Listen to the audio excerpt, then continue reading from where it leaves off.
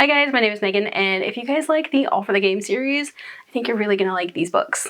Alright, so today we're talking all about some of my favorite books that I think you guys would really enjoy if you liked All for the Game. Okay, so for those of you who don't know what All for the Game is, but if you like any of these other books and you haven't read it, you might like it. So for those who don't know, All for the Game is a mafia sports romance ish.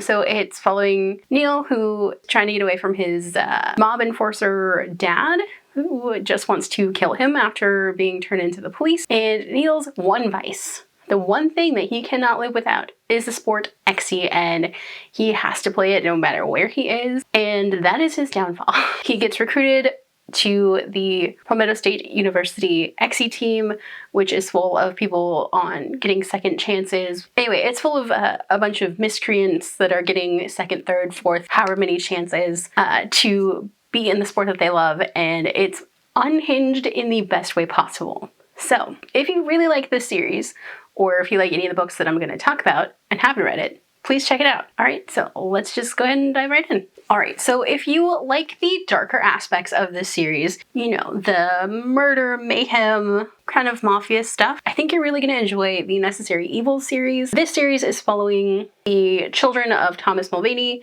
Thomas is a billionaire, I think. So Thomas adopted 7 psychopaths as his children, and he is doing kind of an experiment to see whether raising them to control their murderous instincts is better than just letting them do whatever. So this is like the vigilante justice psychopathic drama that you didn't know you needed. Each book is following one of his sons as they get involved into a new case, I guess. They do get really dark sometimes, but also they're really sweet and funny at other points. Each of them is following one of his sons as they find the love of their life. You know, even though psychopaths don't really have feelings, they like find their person, and all of them end up being really sweet and super dark at the same time. So please check trigger warnings before diving into any of these books, but I would highly recommend the series. I've read all of them. All of them are fantastic, and you will fall in love with these characters. Just, you know, check the trigger warnings. Next up I have North Shore Titans. This is a hockey romance series following psychotic hockey players, and like if you loved the sports romance kind of aspect of the All for the Game series, you're gonna love this series. And like the unhinged characters that are in it, this one does focus a lot more heavily on the romance than All for the Game does. But again, psychotic hockey players and them finding the loves of their lives, but also like one of the best friend groups that I've come across in a book so far. Love this series to pieces, and I'm really excited for the next book to come out.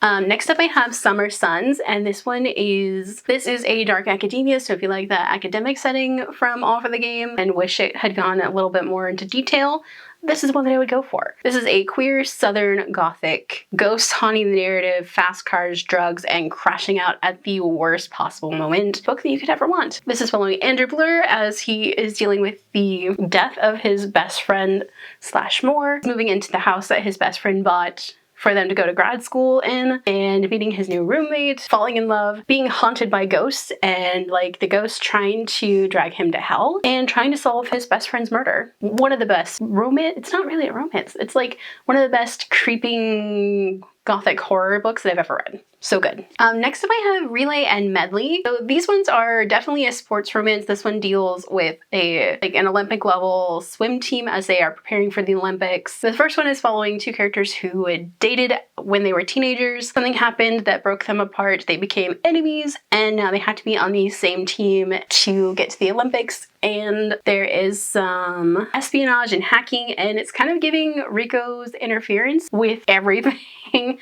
And it's really fun if you like espionage and like teammates trying to band together and be like an actual team or a family.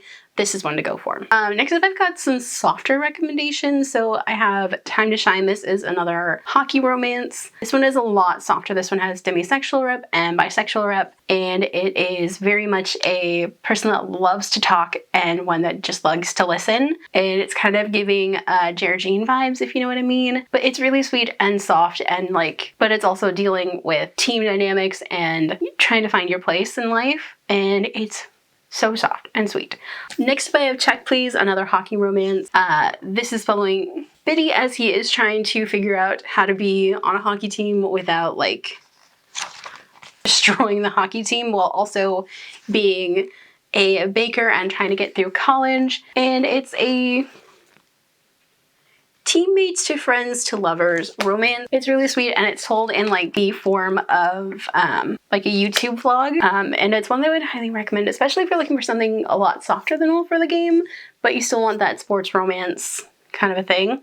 This is one to check out. And then the last one I'm going to recommend is another one that is very soft, and that's going to be Like Real People Do and the rest of the Breakaway series. This one is following Elijah, who is a disabled figure skater, and it's also following Alex Price, who is the youngest captain of an NHL team ever. And they have a not great meet cute. They become friends really, really quickly, and it like this whole team embracing Alex and his bisexuality and Elijah and like their relationship. It's his whole team coming around him and being like, yes, we are happy that you're here.